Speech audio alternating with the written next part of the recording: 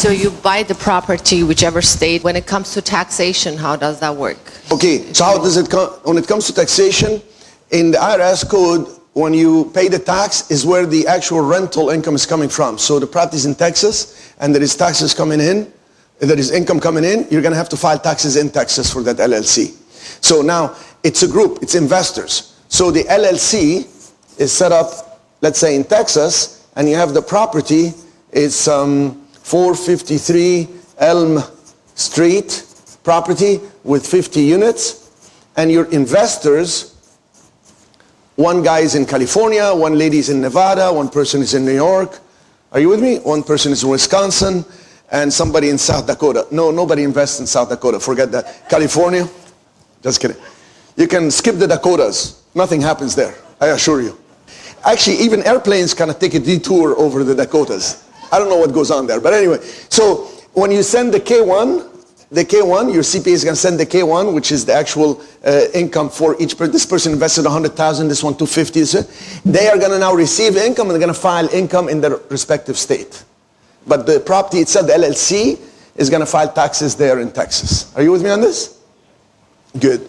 And you are residing here in California, so you're going to actually receive income and pay it in California. You have expenses, you're going to put as much of the expenses here, as much as expenses for the property there, expenses here, you had to travel, you had to do this and that. And that's how you do it.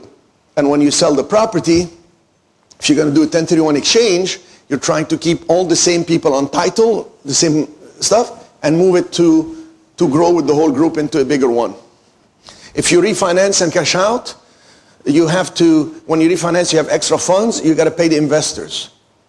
You pay the investors first. You can pay yourself when you refinance in a syndication. That's just the way it has to be, because it's their money. Are you with me on this? I usually get a question, Cherif, can I also be the syndicator and an investor in the fund? Yes, of course, you can buy shares. You can buy units. Wouldn't you like it when the actual syndicator is investing in the fund they're raising money for? Obviously. Obviously. All right, good. Let's say you're the syndicator, but you're also getting some of the cash flow. That's you know, you're getting an acquisition fee and getting part of the cash flow. Why are you getting part of the cash flow? Because you're managing the asset. You're managing the management company. But let's say you syndicated a shopping mall.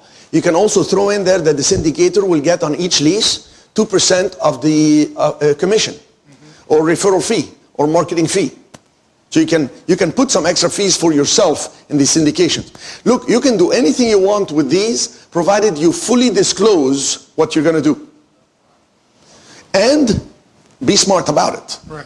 I've seen a syndication. I see a lot of syndications because 1 week of my life is like somebody else's full year, because I have a lot of students and we got a lot of stuff going on. I've been educating people for 21 years. So I saw this syndication, and I kid you not, it had in it that the syndicator will take Anthony Robbins' advanced classes to continue his advanced education. $60,000 a year, every year, plus the flights to go attend some exotic locations in India riding elephants, and in Egypt riding camels, and what the heck? And I told the guy, you think people are going to invest in your fund and you want to go take Anthony Robbins' advanced classes? Because I need to stay motivated. You need to stay motivated? I mean, you can see some crazy things. That was, of course, an extreme one. And he couldn't raise money, just so you know, it's like nobody's crazy now, okay?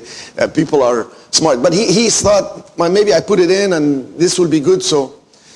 But you're going to put things like, okay, I'll maybe get a commission for leasing. Let's say you're a broker and you're doing this. If you're not a broker, you say, I get a marketing fee for leasing the spaces. But really, the cleanest way to do it is, if it's an equity fund, an acquisition fee, some of the cash flow, and part of the upside. And in every structure you say, like in the cash flow, the investors will get paid first so much, then so much to the syndicator.